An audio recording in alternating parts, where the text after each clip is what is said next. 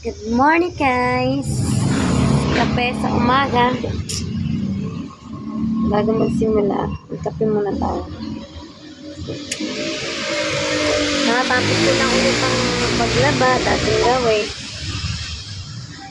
Basta maglinis.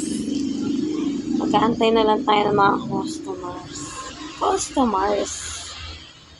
So, ganyan sa umaga, petiks. Tapos mamaya maglilinis na tayo ng shop. Linis-linisan ko na. Tulog pa tatay ko, babysitting ko sa amin. May lagnat nung naligo eh. So, ayan. Ganito lang ang gawain ko, guys. Maglinis, mag-ayos, sa umaga, sa hapon, maglaba. Ayan ang labain ko. Isang straight na yan. Nakikita niyo ba? Umulan kagabi. Kaya basa ang duyan. Dun sana ako. Kaya lang basa ang duyan. Ayan, liligpitin pa. Babaklasin pa po yan. Tapos yan paligpit. Tapos yung paligpit. Tapos tatanggalin pa yan. Ang daming gagawin. Pero kaya yan. Bye-bye.